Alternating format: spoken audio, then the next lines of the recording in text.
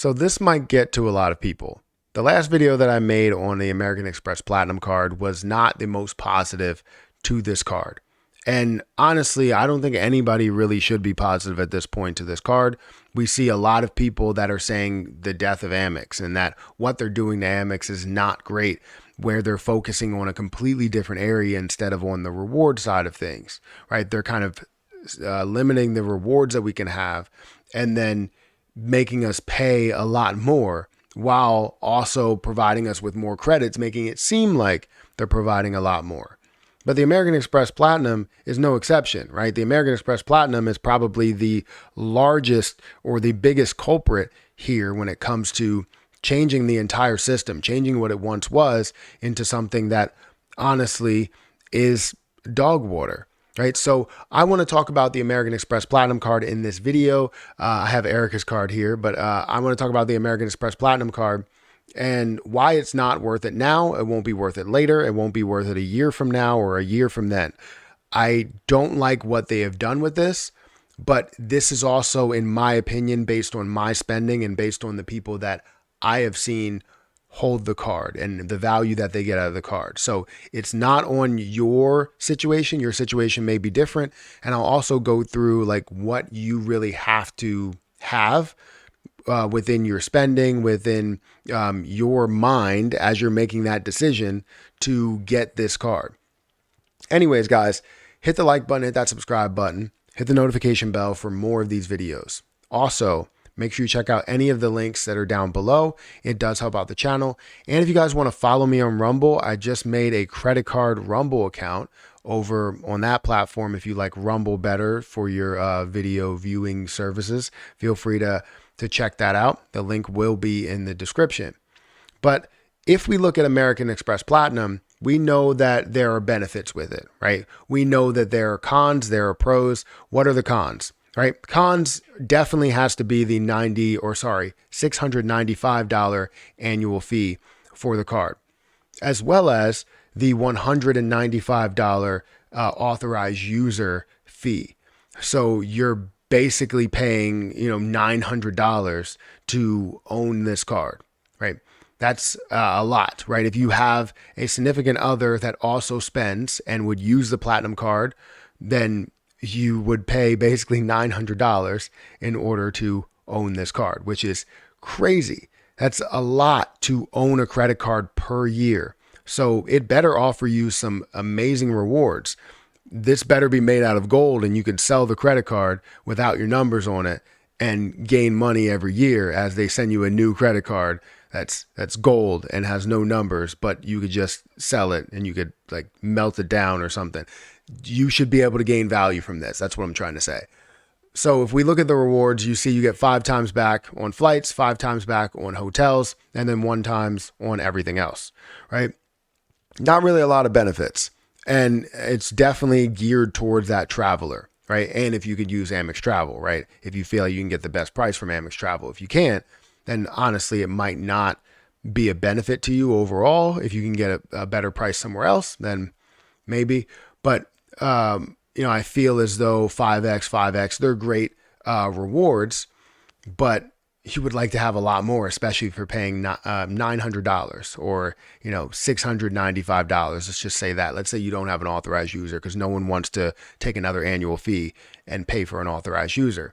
But if you look at where the main purpose, the biggest piece or the biggest part of this card actually is, it's really in the credits, right? You gain 1,500 in value, not me and not most people, but you can gain $1,500 in value. They should change that, can gain up to $1,500 in value, because it's not guaranteed that you're going to be able to use everything.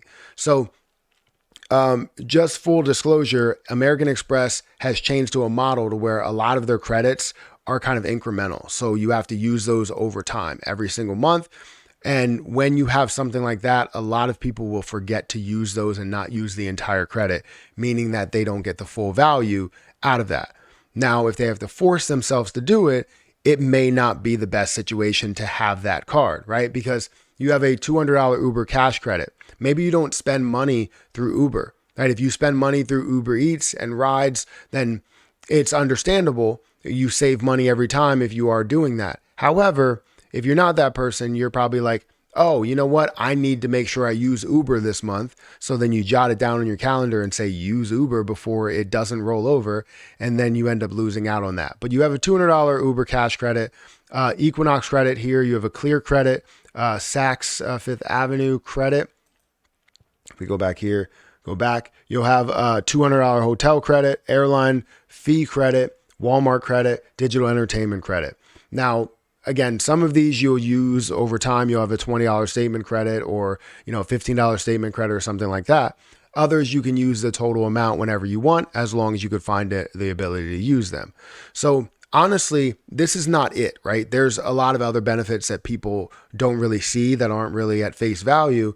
But most people will not get any type of value from those credits as well, because maybe they also are with hotels. Like if you get upgrades to, certain statuses, it doesn't matter if you don't stay in hotels, right? So I know that there's a lot of people around me, or a couple of people around me, that have the card that tell me that they didn't get any type of value out of it, that they didn't get value out of all of the credits and everything with the card because they didn't travel as much. They expected to, but they didn't. So majority of people, this card is not for. But if you are a person that already travels, if you are a person that travels for business rather than just, traveling for fun 4 times, 5 times a year, if you also have an authorized user that has their own spend profile, not just what your spend profile is, because if you're spending on the same things, you're paying another $195 for this card, and you're not getting anything new from it. So it doesn't make sense. You're just going to have to call your significant other over to pay for groceries instead of, having that authorized user card. You'll just have to do it together.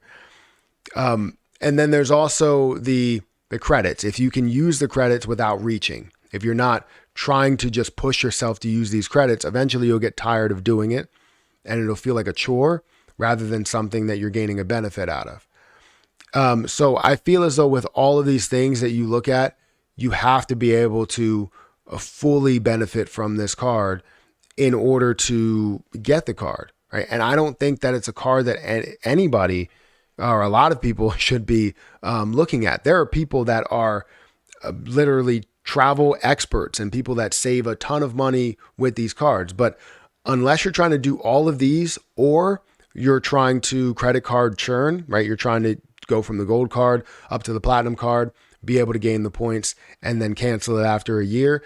If you're not looking to do that or do any of these other things that I mentioned, the card is just not for you. And that may be my full opinion. And some people may be like, oh, you know what?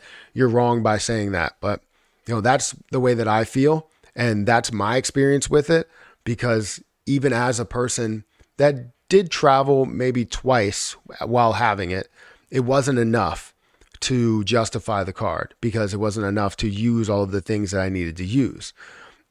Whether it was a hotel credit, which I didn't need to use at all, or the, airline credit, or whatever, right? Walmart, I know I can get value out of that without actually traveling, but other things I would need to get value out of, like the Equinox credit. Can't get value out of that. I have no Equinox nowhere near me, right? So anyways, let me know if you are getting value out of this card. If you believe that this card can be valuable to the normal person, even if they don't travel as much, or do you feel like they have to travel? They have to fit some of these categories that I put forward. Guys, hit that like button, hit that subscribe button, hit that notification bell for more videos like this one. I wish American Express would go back to their old model where they focused on the rewards rather than focusing on the credits that you get and trying to maximize the amount that they get in return, not the amount that we get in return. Guys, hit that like button, hit that subscribe button, and I'll catch you guys in the next one. See ya.